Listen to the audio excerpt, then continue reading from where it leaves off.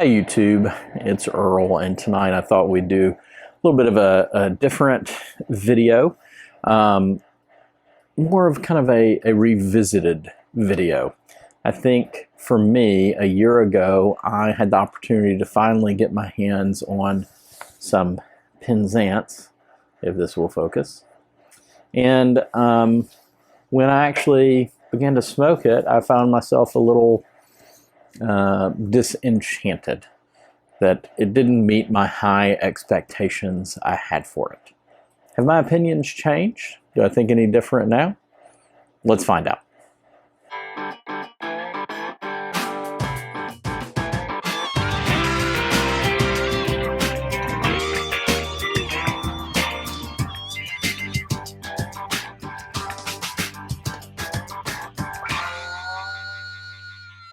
About a year ago, I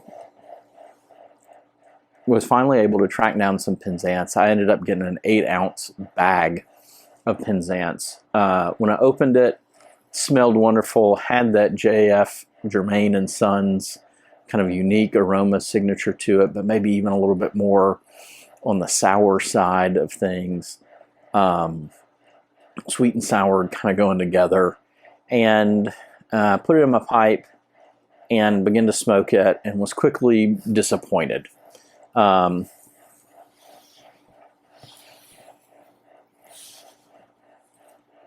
was one of those things that I think really it had more to do with my expectations than it did to do with the tobacco itself.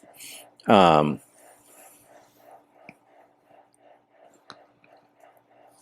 as many good things as I had heard,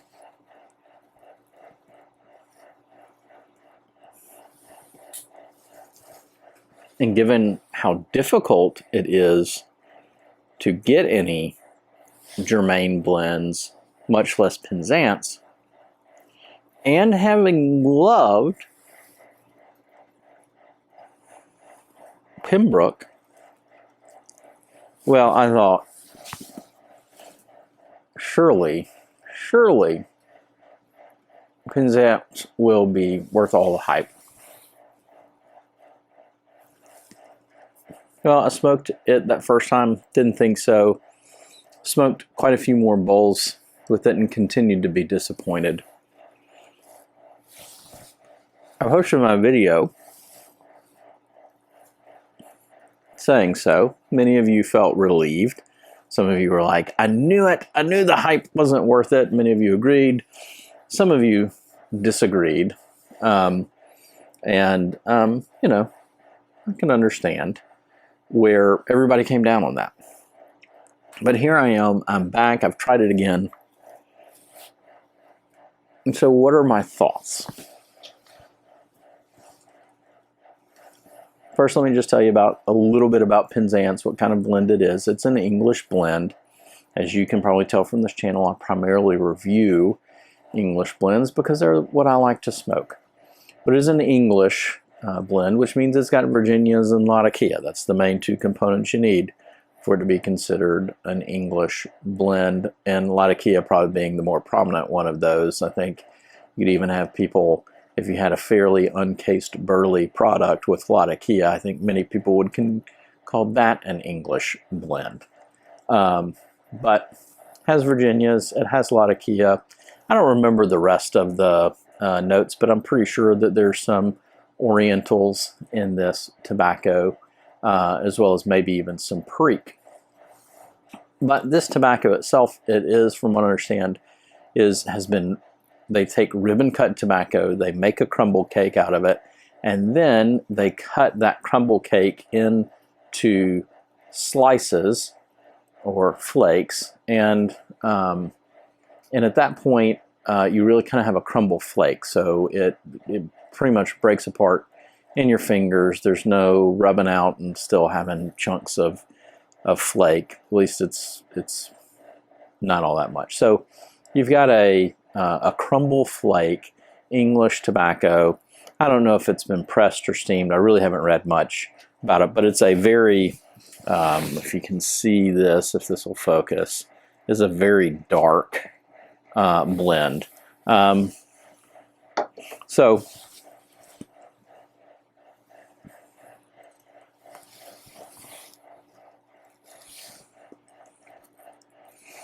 It's you know, and to me, it is what you would expect from a Germain's product. It smokes like it has some age on it.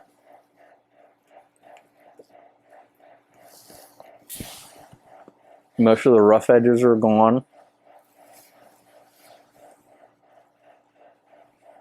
There's plenty of sweetness here from the Virginias. I think there's a little bit kind of a sour note that comes from maybe any Orientals that are here.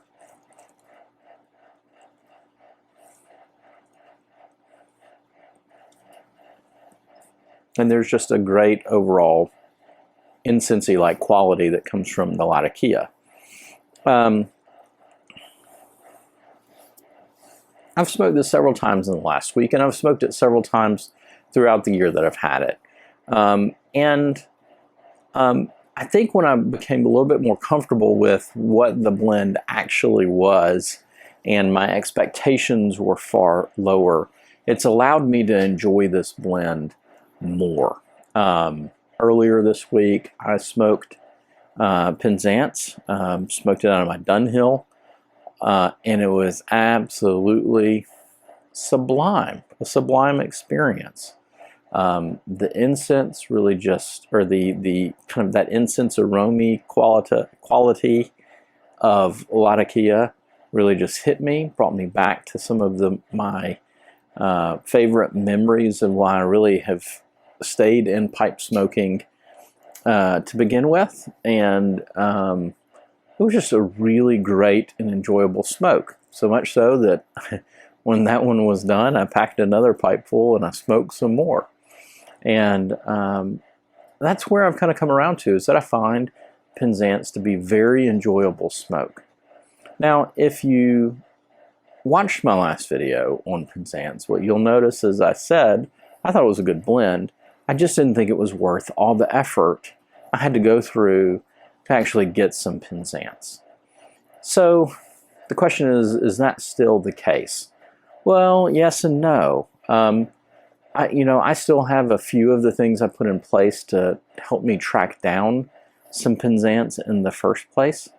I'm certainly not going to go get rid of those notification systems. I'm going to keep those in place and try and get some more Penzance, but I'm really not going to put any more effort into it than that. When I get emails from tobacco suppliers saying that they've got Germain blends or they've got Esoterica blends in, I'm certainly going to go straight for Penzance and Pembroke and see if I can find any of those. Those two are my favorite. But I'm not going to go to much more effort than that.